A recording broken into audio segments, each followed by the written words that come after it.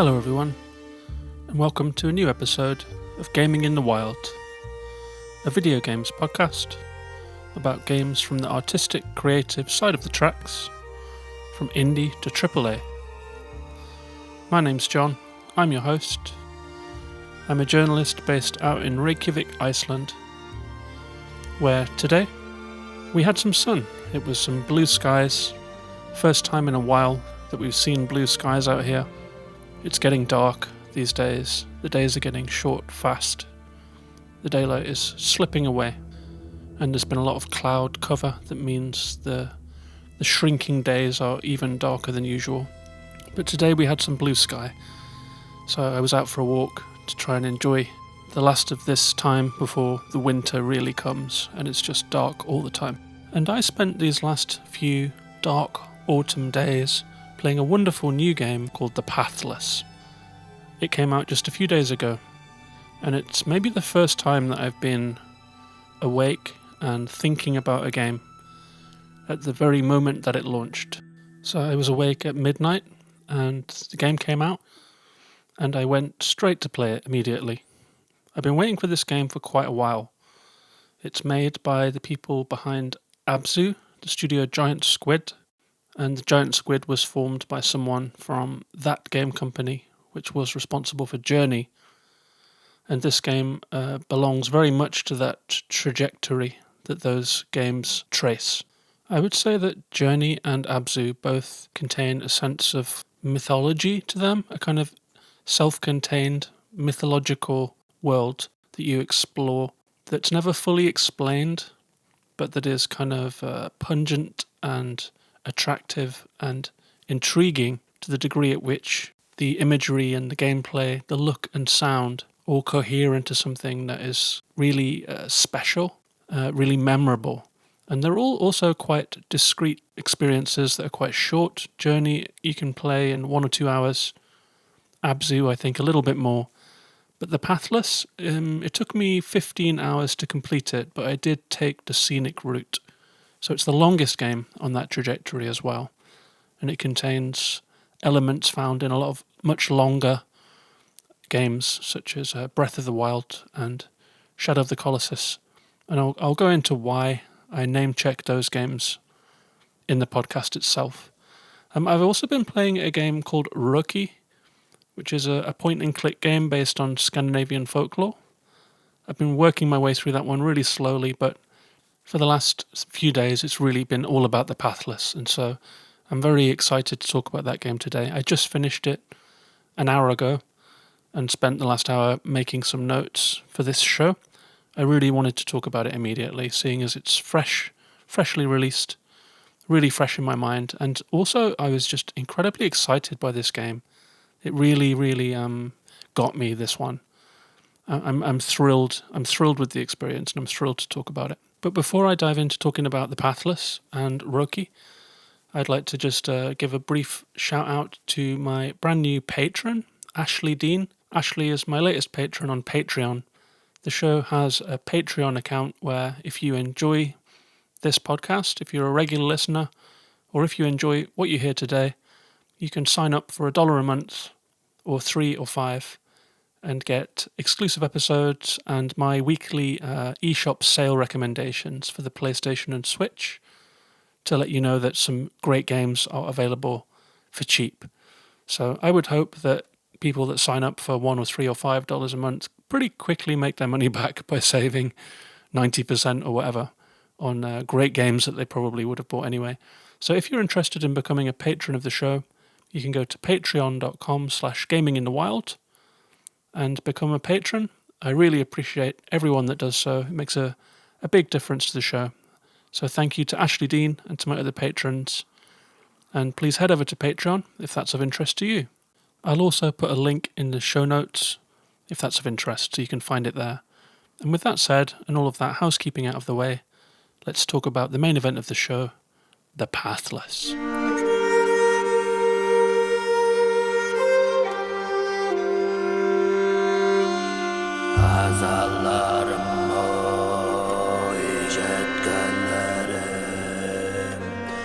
Açtım açtım o cennetin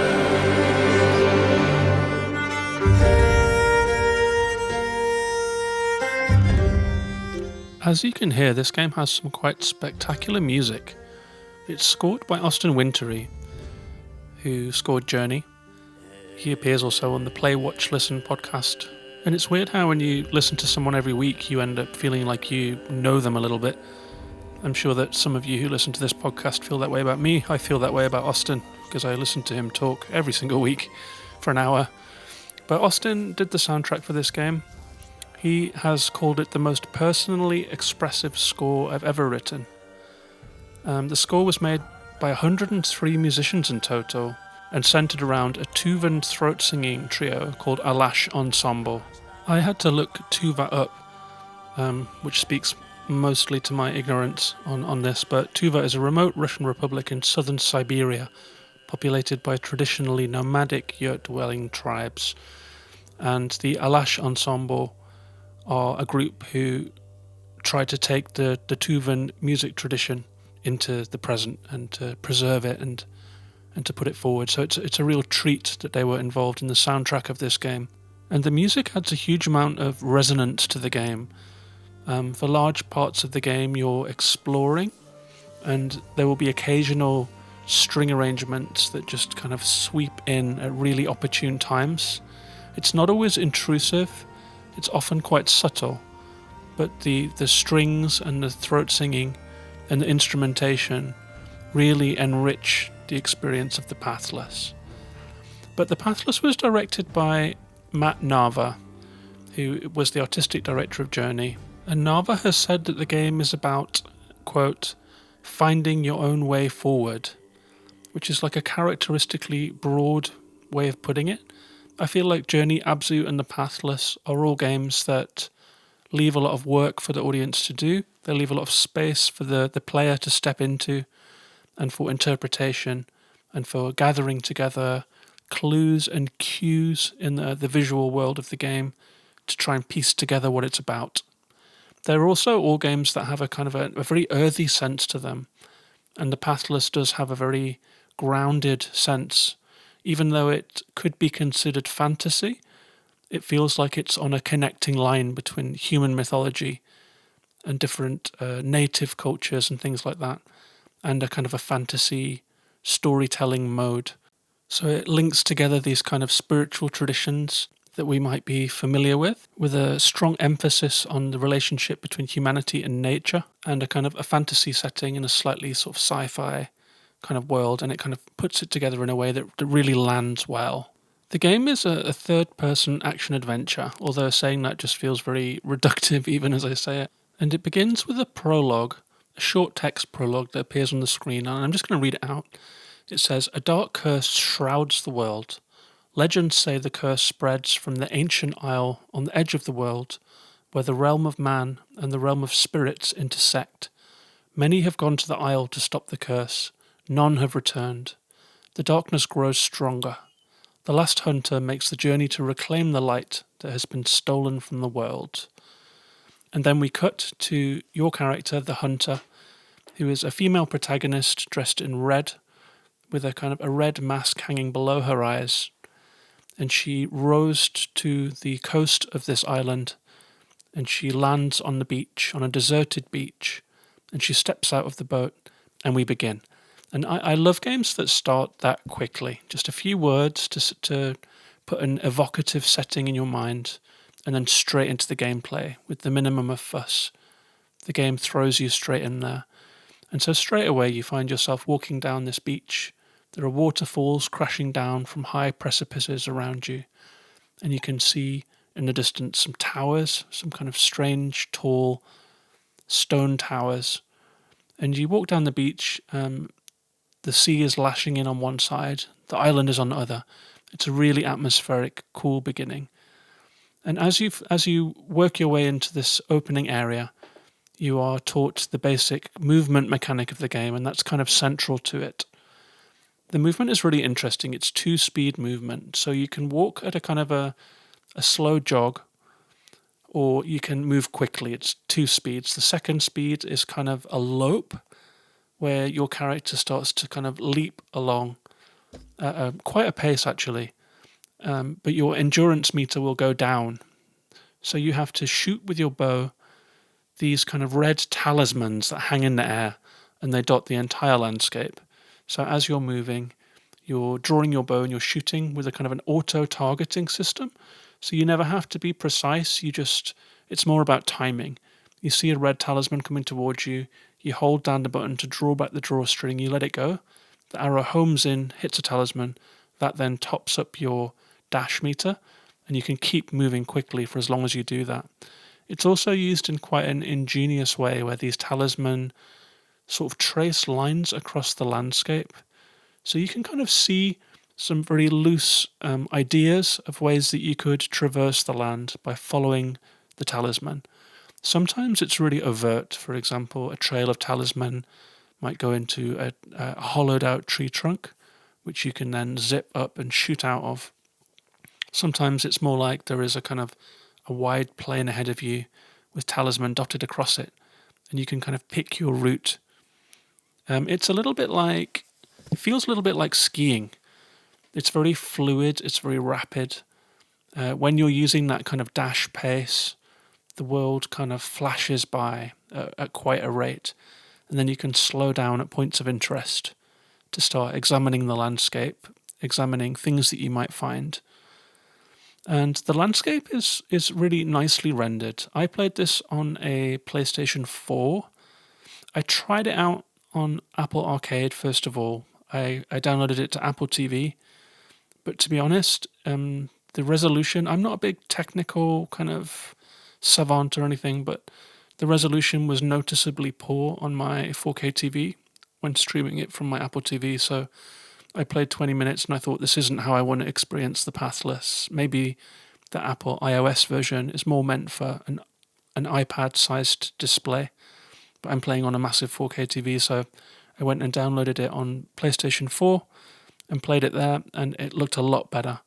The game is a launch title on PS5, and I can only imagine that it looks incredibly crisp in true 4K. I think if I do get a PlayStation 5, this will be one of the first games that I play, and I would replay it.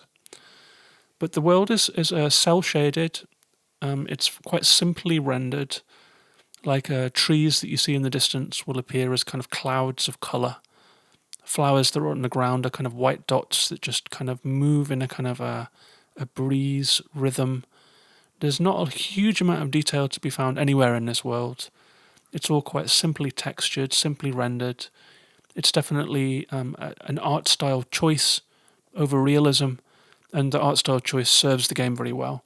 If you've played Journey, you'll know exactly what I mean, or ABZU. In ABZU, like the waving reeds in the water, or in Journey, the glittering sand and the sand dunes.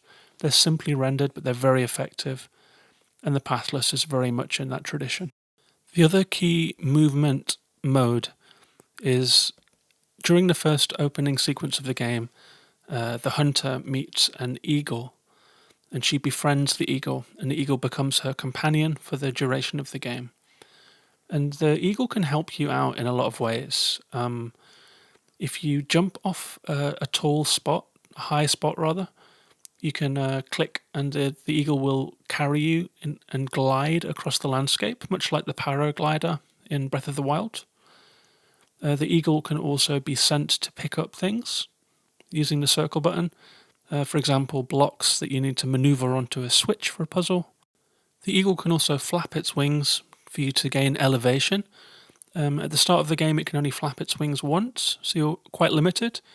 But as the game progresses, you can collect crystals that you can then use to power up the eagle. I think by the end of the game, I could flap my wings 13 times, which means that I could get really high really quickly and travel aerially much more easily. I should, I guess, say at this point, we're 15 minutes in, but I'm going to try and keep this early stage as spoiler-free as possible. I feel like this is a game that I came to quite blind, and that helped me out. It helped me to enjoy the game. There was a lot that I really enjoyed discovering myself, and so I'm going to try and keep this opening section just to the mechanics, the look and sound and gameplay. But as for puzzles and story, I think I'll do a little spoiler break and then discuss that afterwards.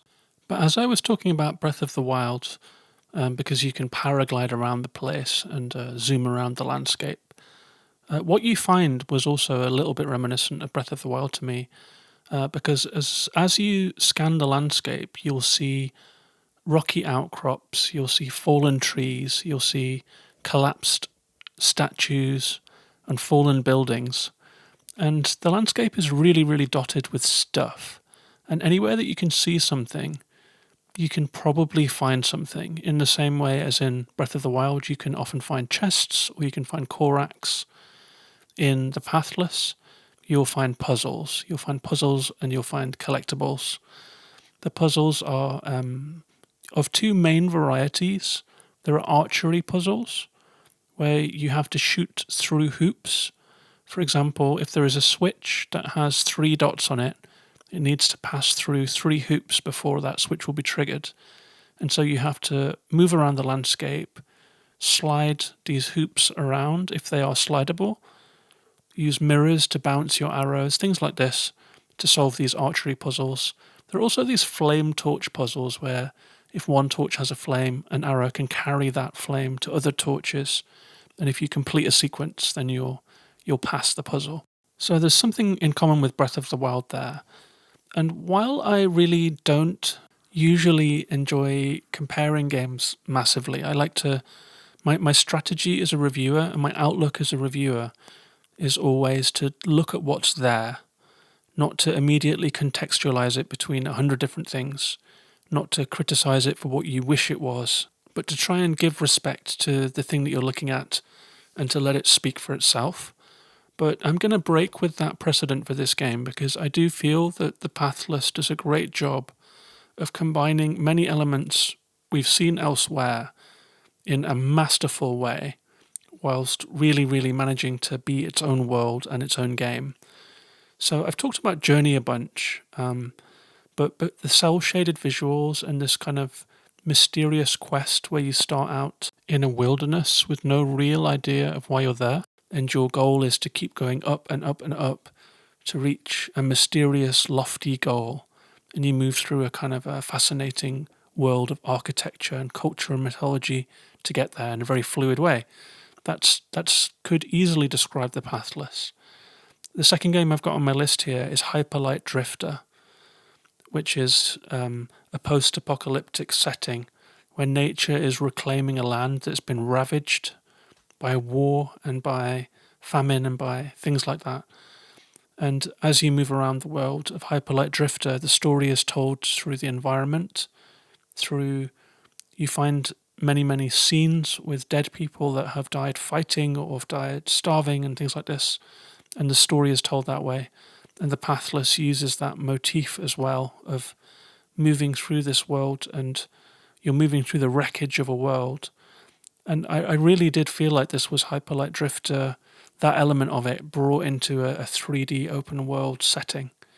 It felt like these two games have a kind of a spiritual click, even though they are so different in many ways. The third game on my list here is Shadow of the Colossus. Again, it's an empty world full of crumbling society where culture is gone, society is gone, and that atmosphere pervades this game as that game. There are other elements of Shadow of the Colossus that belong to the Pathless too, that belong after the spoiler break. And then Breath of the Wild, which I've talked about already. One of the main elements is the paraglider, the sense of discovering these mini puzzles everywhere. But also, I mean, in Breath of the Wild, one of the keystones of the gameplay experience is moving between towers to get a vantage point and to overlook the environment around you and to use these towers to trigger events. And the Pathless uses that too. So if you take together these elements of Journey, Hyperlight Drifter, Shadow of the Colossus, and I guess a little bit of The Last Guardian, also made by Team Eco, who made Shadow of the Colossus, because you have cooperation with an animal sidekick or companion, and then Breath of the Wild, then if you mash all of those games together, and those are 5 wonderful classic games that I'm talking about, and this game manages to take elements of all of them and to combine them into something really, really special.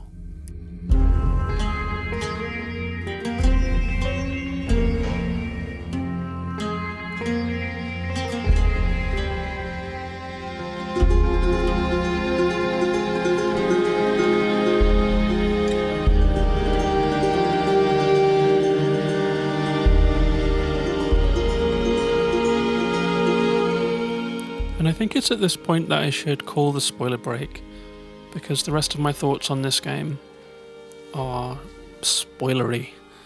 But I will tell you that if you're gonna bail now because you want to go and play this game, I will say that this game is easily going to be a shortlist contender for my Game of the Year 2020. I will say that I think this is a magical game, that it's very, very special, that the quality is sky high. The experience was gripping. I after defeating the different areas to progress, I spent a lot of time just roaming around the landscape, just picking off little puzzles, just looking into the distance and seeing something and moving towards it, just to see what it was, just to see what was there. The traversal is enjoyable, the world is enjoyable, and so what you end up with is an experience that you really don't want to end. But that said, it's the perfect length too. It doesn't outstay its welcome. It's the kind of game that is replayable, I think. And I really found this game to be quite moving, and that's not a word that I use lightly. I felt very emotionally engaged by this game. Something about the subject matter and the themes that I'll talk about after the spoiler break just really got to me. There's also the relationship you have with the eagle. Sometimes if it gets ashed or it's kind of wounded, you can kind of have it land on your arm, and it cuts to this very tactile sequence where you'll use the L stick to kind of stroke the ash off the eagle. So you're really kind of connecting with this creature. It's really blown my mind. So it's a heavy recommendation from me. The Pathless is a wonderful game. So if you're leaving us now, thanks for being here. Find me on Twitter, find me on YouTube or Twitch or Patreon if you're in that kind of mood, as Gaming in the Wild. I always like to hear from people that are listening, so feel free to tweet me, tell me your thoughts about the game. And if you are hanging around after the spoiler break, then I'll be right back.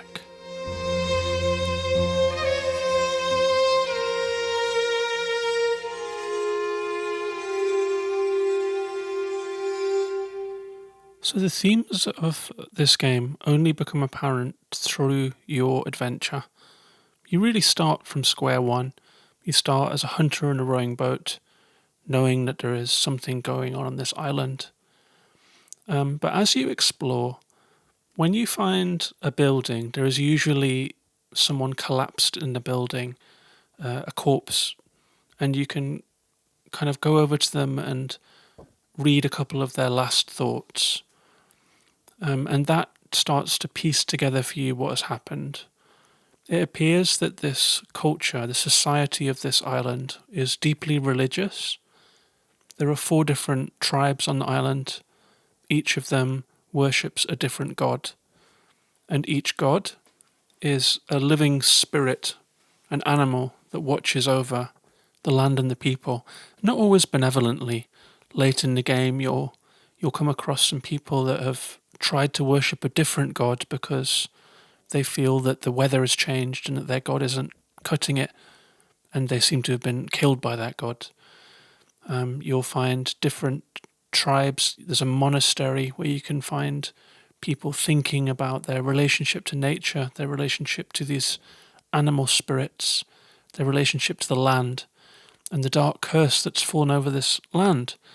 And anytime you talk about a dark curse falling over a land and perverting nature and affecting human society negatively, straight away the game is drawn into parallel with our own environmental situation. And I will also say that this game brings up sort of intra-societal conflict between people with different opinions in society. For example, a big strand of the game is that there is a rogue religious leader who is striking down the old gods and turning people to his army and waging war on nature and on the old ways and the believers of the old ways. And so there is a lot of very sad stuff where you'll find a couple of corpses that have died fighting each other, and they will be, brothers that have come on different sides of this conflict, or citizens of the same society that have come on different sides of a conflict. And so, I mean, I know this game has been years in development, but at this particular moment, if anyone's been watching the US election, for example, this kind of cleave down the middle of society with people who are intrinsically citizens of the same country and have so much in common, just being in such brutal, divided conflict with each other, it just rang very true. So as I was moving around this game, moving through nature, seeing the fall of this civilization, reading the thoughts of these people, and reading these steles that you find on the wall, like these tablets on the wall with runes. They tell you what the buildings used to be. For example, there's an observatory, there's a monastery, there's a bathhouse, there's a library. And you can read these steles and they'll give you inklings and hints about the society that used to be there and its relationship to the nature and its relationship to gods.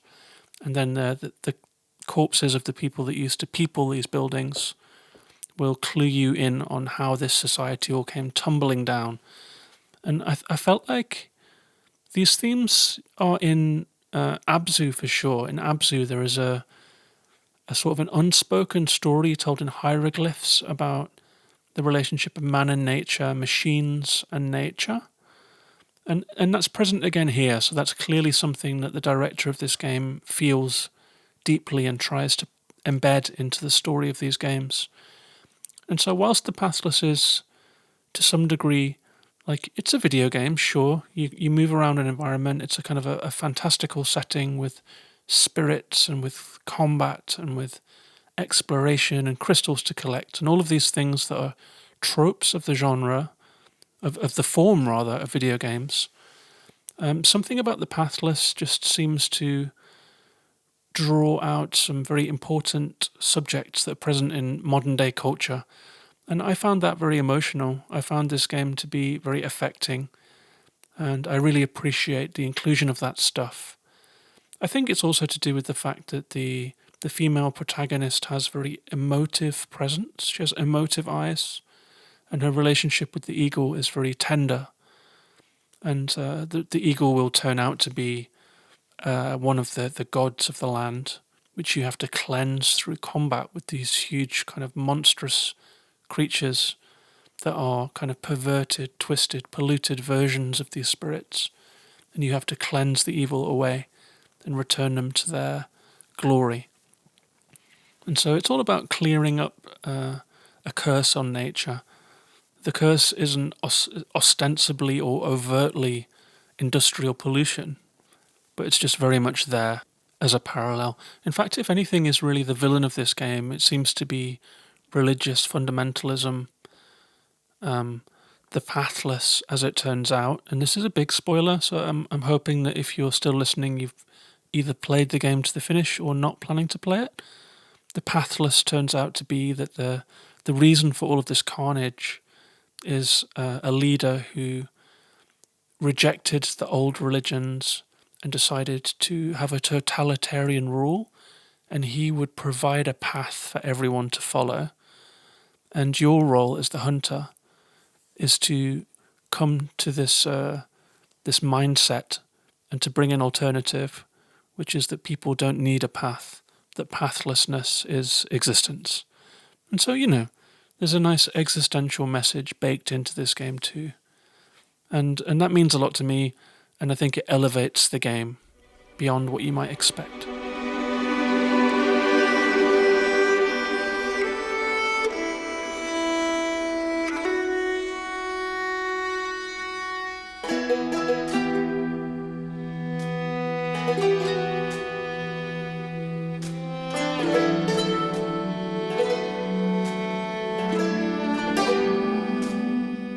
So that's the Pathless. As you can probably tell, I adore this game.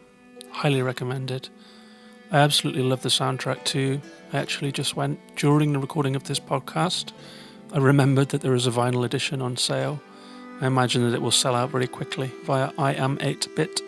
So I went over there and I ordered it. I took a little break from recording to go and order the double vinyl of this beautiful soundtrack. The game's also available PC, on PlayStation 4, PlayStation 5. I think I Am 8-Bit are also doing physical editions that are not yet sold out, but expect them to be gone soon. It's also on Apple Arcade. As I said, if you're going to play it on an iPad with a controller, then fine. If you're planning to play it on a TV, not recommended. Get the console version. I wonder if this game will come to Switch. I mean, it felt like it was tugging at the edges of what the PlayStation 4 could do, so maybe not. I don't know. They would have to compress it quite a bit. Maybe a Switch version would be more like the Apple Arcade version. We'll have to wait and see. But that's the Pathless. I did say that I was going to talk about Rookie a little bit as well at the start of this show, but we're at half an hour. I think that as I'm only halfway through Rookie, I'm going to leave that one for another day. So I'll just finish by saying thank you for listening. Hope you enjoyed the show. You can find me on Twitter, Twitch, Instagram, YouTube, or best of all, Patreon as Gaming in the Wild. I'd love to hear from you. Thanks very much for listening. Thanks very much to the creators of this wonderful game. I'll be back next week with another episode. Take care of yourselves and each other. Bye bye.